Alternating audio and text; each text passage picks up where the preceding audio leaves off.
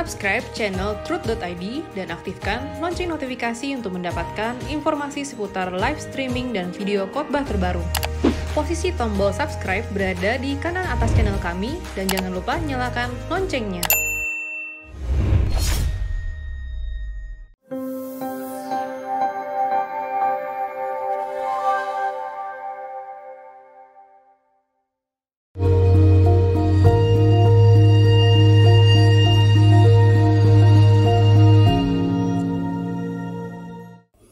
Shalom saudara, kita masuk episode 173 dari wanita usia 32 tahun 0812 4295 dan seterusnya. Salam Pak Pendeta, saya wanita 32 tahun, saya hanya mau curhat, semoga saya bisa mendapat pencerahan dari Pak Pendeta dan doa kehidupan saya persis seperti wanita Samaria yang terdapat dalam Yohanes 4 ayat 1-42. Punya banyak pria yang tidak pernah menikahi saya. Kami hidup serumah lalu mereka pergi meninggalkan saya. Begitu dan berulang-ulang kali, bahkan saya tidak ingat lagi berapa banyak pria yang hadir dalam kehidupan saya dan mengkhianati saya dengan alasan tidak bisa memberikan mereka anak. Akhirnya saya dipandang keluarga sebagai aib dan saya pun malu dan jijik pada diri saya sendiri. Karena seberapa orang mengatakan saya seperti wanita lonte. Saya berjuang ke dokter untuk memastikan saya baik-baik saja dan ya, saya tidak bermasalah. Tetapi mengapa setiap pria yang hadir dalam kehidupan saya selalu punya syarat yang saya tidak mau, bagaimana cara itu untuk menjawab pertanyaan itu semua. Saya selalu punya syarat. Setiap yang hadir dalam kehidupan saya selalu punya syarat yang saya tidak tahu bagaimana cara untuk menjawab pertanyaannya itu. Saya sedih dan merasa tidak berarti minder. Akhirnya saya yang dulunya seorang singer di gereja menarik diri dari gereja dan saya tidak lagi aktif di gereja. Saya hanya bekerja mencari nafkah dan memberikan apa yang jadi milik Tuhan. Tapi saya sudah tidak lagi berdoa. Bahkan ketika saya coba untuk berdoa, saya tidak tahu apa yang harus saya katakan dalam doa. Saya hanya menutup mata dan menangis, lalu saya lelah dan memilih untuk tidur. Saya benar-benar merasa sepi dalam kehidupan saya. Saya seorang sarjana, adik-adik saya menikah dan punya keluarga, anak-anak, punya keluarga dan anak-anak. Saya selalu gagal dalam hubungan saya. Mencari pekerjaan pun saya sulit. Saya punya orang tua, punya rumah, tapi saya merantau dan hidup menumpang di teman-teman dan berjualan menjadi pelayan toko dan pembantu untuk menafkahi hidup saya. Saya benar-benar tidak sanggup, ini sangat berat untuk saya. Apa yang harus saya perbuat, Pak Pendeta, biar ada perubahan dalam hidup saya? Oke. Ini masalahnya pasti lebih dari apa yang ditulis. Harus dilayani secara pribadi. Tapi yang pertama, ini pelajaran untuk semua wanita yang mendengar ini. Ya. Jangan jadi wanita murahan. Ya. Kita bisa dipandang wanita tidak baik atau baik, itu tergantung kita. Ya. Di sini ada kata-kata kotor ya tadi, wanita titik-titik ya. Saya sudah terlanjur bacakan tadi. Tergantung kita. Jadi wanita-wanita yang ikut mendengar Abam, jangan jadi wanita murahan. Karena Anda telah dibeli dengan darah Tuhan Yesus. Anda berharga dan mahal. Kita berharga bukan karena punya jodoh, bukan karena punya keluarga, bukan karena punya anak. Kita berharga juga bukan karena kita kaya dan terhormat. Kita berharga karena kita dikasihi Allah. Dan hidup ini hanya 70 tahun, kadang-kadang tidak lebih. Maka kita mempersiapkan diri untuk hidup di dunia yang akan datang, di mana semua kehidupan yang ada di bumi ini akan terulang di sana. Ya, semua yang diciptakan Allah di bumi ini sejak awal penciptaan sampai nanti semua ada. Jadi kita nikmati saja kehidupan yang akan datang nanti. Kepada kekasih Tuhan, kekasih kami, wanita yang usia 30 tahun ini, Anda harus merasa berharga walaupun Anda telah dicampakkan oleh lingkungan, keluarga, dan pria-pria yang mengkhianati Anda. Jangan merasa tidak berharga karena keadaan ini. Justru keadaan ini membuat Anda sadar dan lebih bisa menghayati betapa tidak bernilai dan tidak berharganya hidup ini. Iya, orang yang punya rumah, mobil, keluarga, anak, itu pun juga sebenarnya tidak bernilai, tidak berharga jika tidak memiliki persekutuan dengan Tuhan, sebab mereka akan menjadi sampah abadi di neraka. Jadi kepada kekasih Tuhan ini, jalani dulu hidup yang kamu miliki. Kerja yang bisa kamu lakukan. Yang penting hidup dari hari ke hari. Filosofinya bisa dilewati. Jangan pikir hari esok aku menikah atau tidak, punya anak atau tidak, hari tuaku nanti siapa yang ngurus. Jangan pikir dulu. Yang penting hari demi hari kau lewati, bisa hidup, punya uang sedikit untuk makan, punya uang lebih ditabung. Ya, dan jangan mudah jatuh cinta kepada pria. Kamu sudah menghayati dan mengalami langsung bagaimana pengkhianatan pria-pria itu. Ya, jangan berharap pria membahagiakan. Yang membahagiakan kamu Tuhan. Jika Tuhan menjadi kebahagiaan kita, maka apapun dapat membahagiakan. Termasuk dalam keadaan lajang, tidak memiliki keturunan, dan lain-lain. Saya anjurkan kamu ikuti Truth ID saja. Ayo, ku gandeng kamu, kami gandeng kamu. Saya dan staf gandeng kamu untuk pulang ke langit baru, bumi baru. Kamu masih punya keluarga, ya.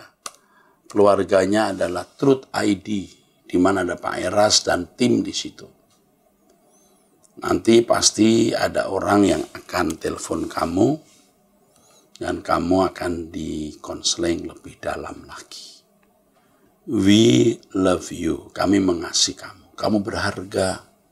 Dan kami memperlakukan kamu sama seperti memperlakukan wanita lain yang tidak memiliki latar belakang yang buruk. Jangan lagi mengucapkan kata lonte. Ya, kamu bukan wanita seperti itu. Hanya nasibmu saja buruk. Kamu punya nasib buruk di mata dunia, tapi kamu punya nasib baik di mata Allah. Karena keadaan ini membuat kamu mengenal kebenaran. Ya. Kamu jangan merasa seperti wanita yang kamu sebut kasar tadi itu. Banyak wanita yang kelihatan baik tetapi sebenarnya tidak beda dengan wanita yang kamu sebut tadi. Dia pelacur di hadapan Allah karena mencintai dunia. Ya. Dan dulu kamu mencintai pria dan mencintai dunia lebih dari Tuhan. Dan itu yang membuat kamu menjadi hancur seperti ini. Sekarang ayo kita kembali kepada Tuhan. Ya. Ingat kau masih punya keluarga. Keluarga Truth ID, ya, ini.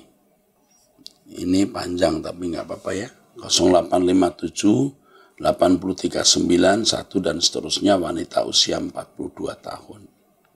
Salam Pak Eras, saya dan suami melayani salah satu gereja kecil hampir 10 tahun. Kami melayani di anak-anak dan umum.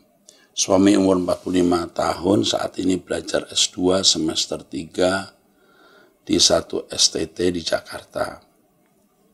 Karena gereja kami untuk pengajarannya kurang. Jadi suami terpanggil belajar untuk melayani di gereja, tapi suami kurang dukungan dari gereja dalam melayani untuk praktek kuliahnya. Kami sangat berterima kasih buat pengajaran dari Pak Eras, membuat kami banyak mengerti dalam segala hal, dalam melayani dan dalam hal apapun.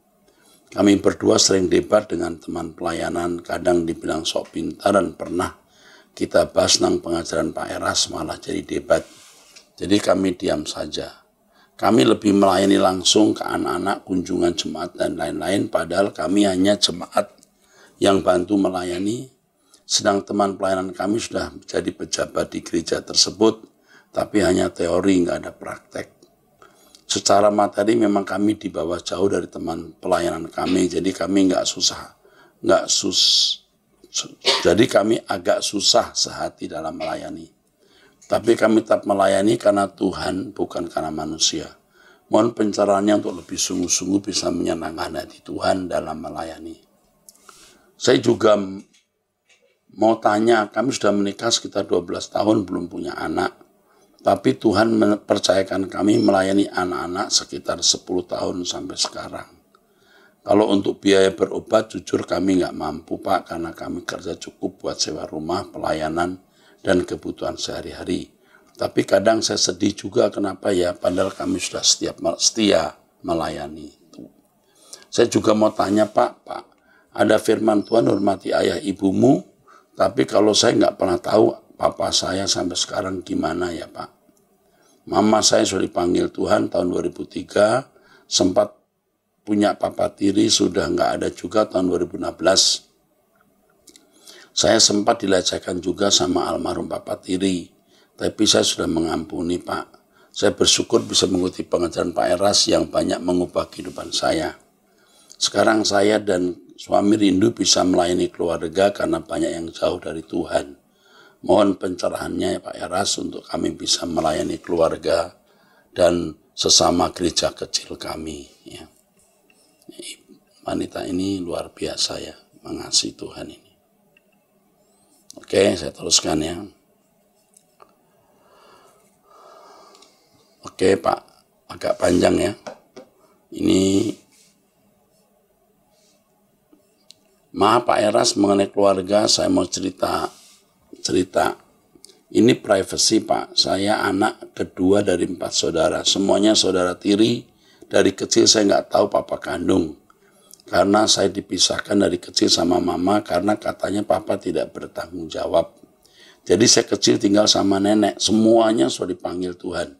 Jadi saya sudah nggak ada mama, papa, nenek, kakek juga. Saya nggak tahu keberadaan papa sampai sekarang. Adik tiri laki-laki saya nomor 4 juga sudah menjual sendiri rumah orang tua tanpa sepengetahuan kami. Semuanya berantakan seorang tua nggak ada. Apakah aku kutuk dosa dari orang tua? Semua saudara perempuan tiri sudah pindah keyakinan dan sudah pisah sama pasangan masing-masing. Cuma saya masih Kristen dan tetap sama suami. Walaupun kekurangan kami belum memiliki anak. Terima kasih Pak Eras, mohon maaf agak panjang. Saya juga masuk grup pecinta suara kebenaran Pak. Saya wanita umur 42 tahun dan suami 45 tahun. Berjemaat di salah satu GBI menjadi jemaat yang melayani anak-anak dan keluarga. Gereja kami hanya rumah dan masih sewa dan gereja kecil. Saya mengikuti pengajaran Pak Eras dari GBI sampai ke SKI. Sekali lagi terima kasih atas pengajarannya Pak Eras. Anda berdua adalah orang yang dipilih Tuhan untuk melayani. Dan dari tulisan ini saya bisa mengerti Anda orang yang disayang Tuhan. Justru orang-orang yang menderita seperti Anda ini, ya, orang yang disayang Tuhan. Saya ada perasaan terharu membaca tulisan Anda ini. Ya. Ini saya baca supaya saudara-saudara yang lain yang mengikuti Abam juga bisa mengerti betapa mereka yang tidak memiliki keadaan seperti ini bisa bersyukur. Anda tidak tahu siapa papa, tinggal dengan papa tiri, dilecehkan papa tiri. Ya.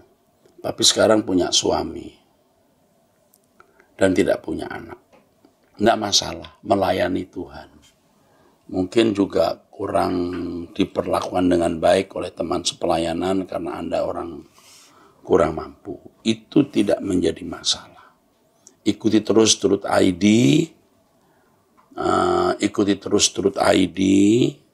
lalu layani Tuhan. Ya.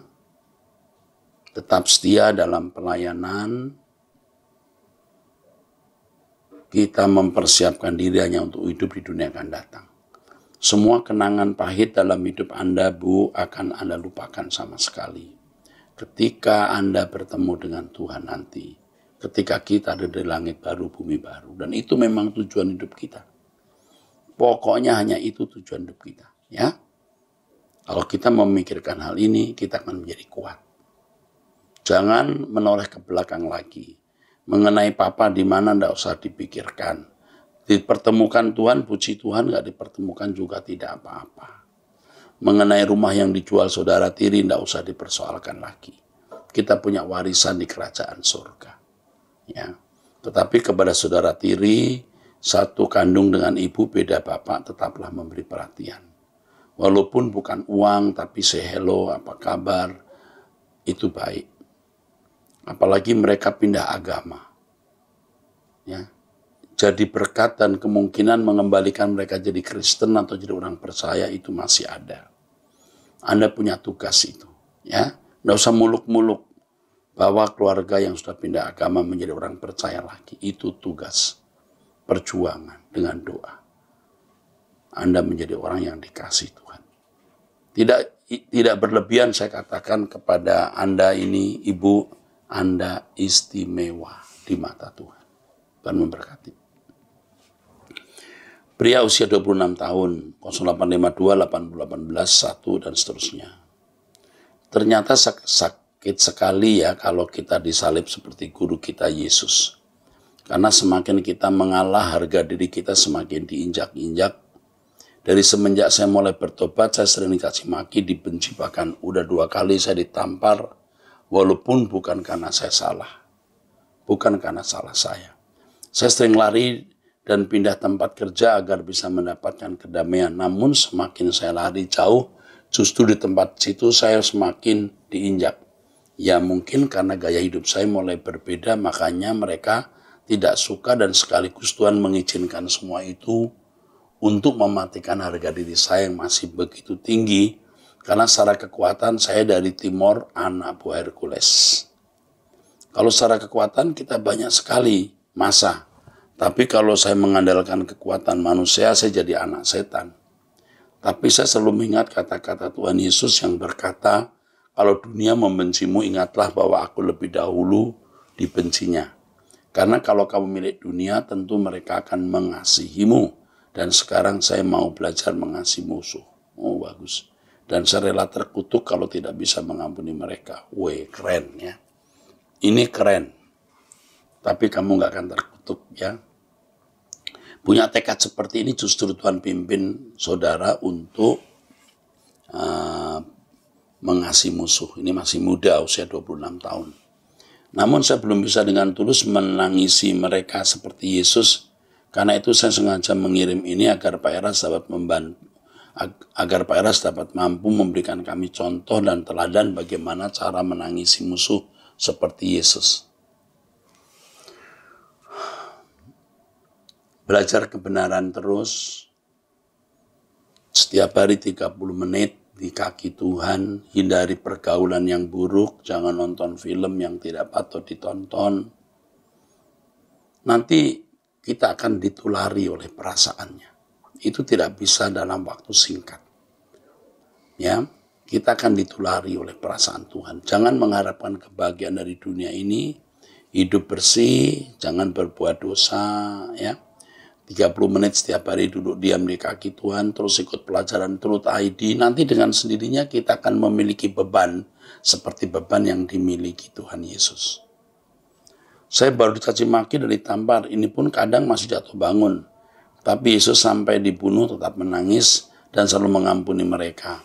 Kiranya Pak Eras mampu memberikan kami sebuah contoh dan teladan bagaimana cara mengasihi musuh. Tapi saya khawatir kalau Pak Eras belum pernah mengalami rasanya dicaci maki, ditampar orang walau bukan karena salah kita. Oh, tentu saya sudah mengalami tapi kasusnya beda. Diludahi juga pernah. Dikhianati sudah berkali-kali. Saya ditampar tidak dengan tangan tapi dengan kata-kata. Saya ditampar dengan perbuatan dan itu tidak kalah menyakitkan. Ya. Karena kalau cuma mengajar dan berandai-andai, saya pun bisa juga berandai-andai karena saya sekarang masuk tahapan berandai-andai. Contoh kalau seandainya nanti kepala saya dipenggal karena beriman kepada Tuhan Yesus, Tuhan saksinya saya pilih dipenggal. Oh puji Tuhan, ini bagus ya, punya tekad. Tapi kan ini belum ada buktinya. Oh iya, saya juga memperkarakan ini, seandainya ini kira-kira masa penganiayaan, saya ikut Yesus nggak dan rela mati. Nggak usah muluk-muluk dipenggal kepala kita. Seperti yang Anda katakan tadi, kita ditampar tidak membalas itu sudah kualitas tinggi. Saya bisa kaya, bisa beli rumah bagus, tapi saya tidak melakukan. Saya bisa punya simpanan uang, tapi saya tidak melakukan. Misalnya. Ya. Nah, nanti kita akan melihat kualitas hidup kita masing-masing di hadapan Tuhan. Bukan hanya apa yang sudah telah kita alami, tetapi apa yang ada di dalam batin kita. Tentu untuk apa? Tentu untuk saya tidak perlu ditempeleng secara fisik. Kalau ditempeleng secara fisik itu bukan suatu yang berarti. Tapi kalau secara batin itu lebih menyakitkan. Kesempatan menjadi sombong, kesempatan berbuat dosa, tapi kita menolaknya. Itu menyakiti daging kita. Kita berkhianat pada daging kita. Tapi cara itulah kita memberi diri untuk teraniaya dan menunjukkan kesetiaan kepada Yesus. Jadi bagi saya kalau pengajar yang belum pernah mengalami seperti Yesus dicaci maki dan ditampar sama dengan tong kosong, ya. Kalau pengajar tidak mengalami seperti yang dialami Yesus itu seperti tong kosong, itu benar sekali. Tetapi ditampar secara fisik bukan berarti itu satu-satunya tanda bahwa orang mengalami seperti yang dialami Yesus. Banyak pendeta hamba-hamba Tuhan tidak pernah ditampar pakai tangan.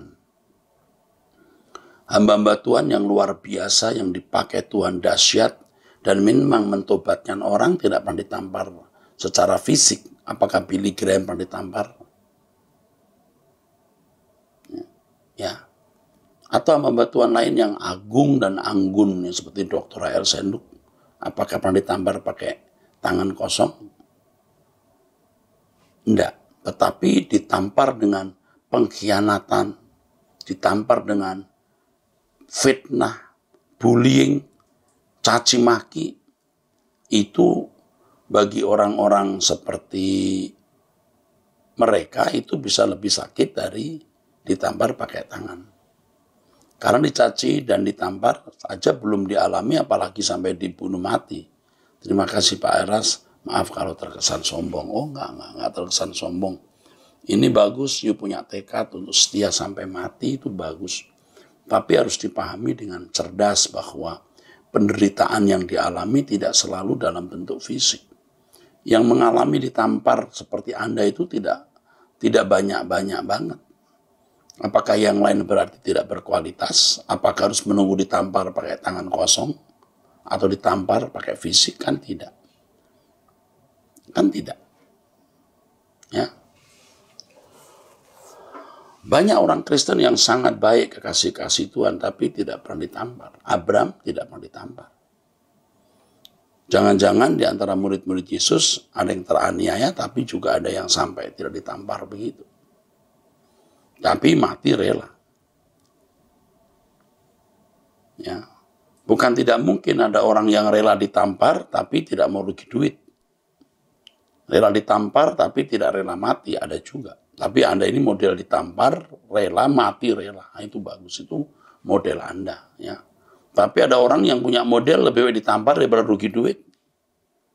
Lebih baik ditampar daripada rugi nama baiknya rusak. Nah, jadi seperti Yesus harus dipahami secara lengkap, benar, cerdas. Ya, oke. Dan sekaligus jangan sampai kita juga terjebak dalam kesombongan. Seakan-akan kita yang disuruh ditampar secara fisik lebih baik dari orang yang belum pernah ditampar. Pencobaan yang dialami orang itu beda-beda. Ada orang yang ditampar tidak tersinggung, tapi lihat duit jatuh. Ada orang yang lihat duit nggak jatuh, lihat wanita jatuh. Ada orang yang lihat wanita nggak jatuh, tetapi lihat kedudukan jatuh. Jadi kita harus melihat dengan cerdas. Sekali lagi, jangan merasa kalau kita rela ditampar berarti kita pasti sudah sempurna. Kalau seorang bawahan yang tidak memiliki kedudukan dan miskin ditampar, ya mungkin nggak bisa lawan ya. Ya mungkin nggak bisa berani, bisa nggak ngelawan. Lah mau lawan pakai apa? Mau nekat? Dunia kita hari ini nggak pakai otot, pakai otak. Yang menang bukan kekuatan fisik, tapi yang menang kekuatan uang. Kita lihat preman-preman yang terkenal di Indonesia juga masuk penjara. Nggak bisa lawan negara.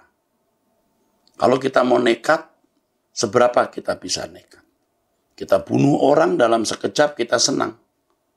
Tetapi 20 tahun di penjara, 15 tahun di penjara, jangan-jangan juga hukuman mati. Nah kita juga mikir lah. Begitu ya. Ada orang-orang yang berkata begini ya, saya pengalamannya, oh dulu saya jagoan, kalau begini saya lawan, sekarang tidak. Tidak itu setelah dia punya pengalaman bagaimana lihat temannya mukul orang masuk penjara, dia mikir bagaimana membunuh orang lalu temannya disiksa oleh kelompok lain. Jadi akhirnya dia mengalah. Tapi mengalah itu bukan berarti dia seperti Yesus. Ada yang begitu. Ya. Jadi kita harus rendah hati. Tetapi saya terus terang membaca tulisan Anda, salut. Ya. Anda orang yang betul-betul mau belajar menjadi seperti Yesus. Puji Tuhan. Ya, puji Tuhan. Contoh lain dalam kehidupan ya ada pengerja-pengerja atau pendeta pembantu, pendeta muda yang ditekan oleh gembalanya tidak berdaya, dia mengatakan, ya aku mengasihi orang yang membenci atau menganiaya. Ya tidak berdaya, kalau dia keluar dia bisa nggak dapat nafkah. Dia mau tidak mau tunduk. Tapi suatu kali ketika dia menjadi gembala sidang, dia juga menekan orang seperti gembalanya menekan dia. Berarti apa yang dialami itu sebenarnya tidak mendewasakan. Dia hanya menahan diri, tapi tidak merubah keadaannya. Nah, makanya kita mendengar truth, kita mesti punya hati yang jujur, hati yang murni, hati yang rendah.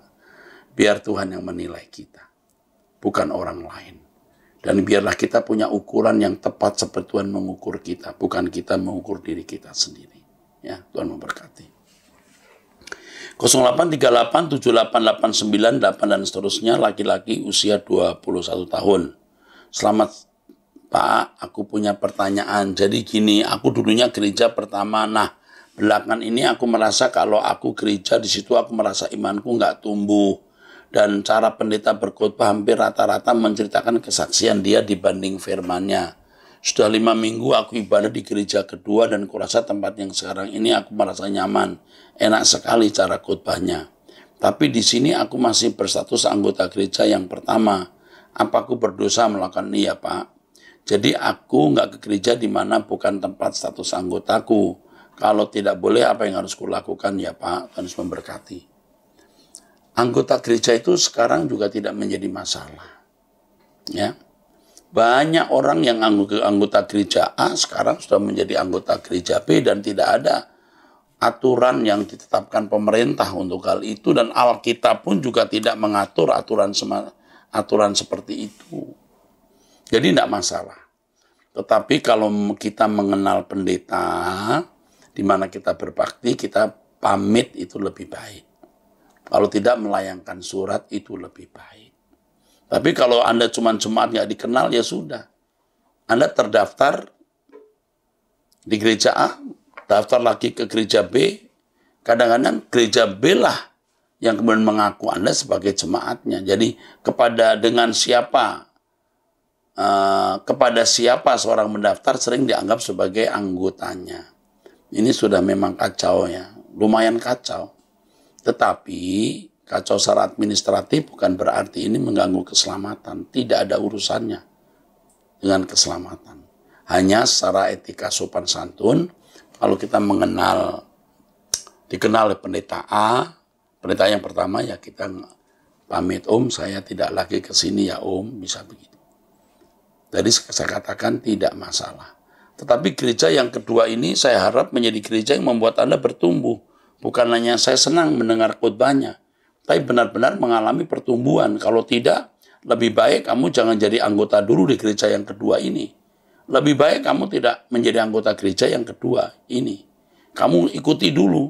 Kamu dengar semua khotbah orang. Sampai kamu merasa, ya inilah Bapak rohaniku. Inilah mentorku. Anda baru pindah. Ya, sampai jumpa. Tuhan memberkati.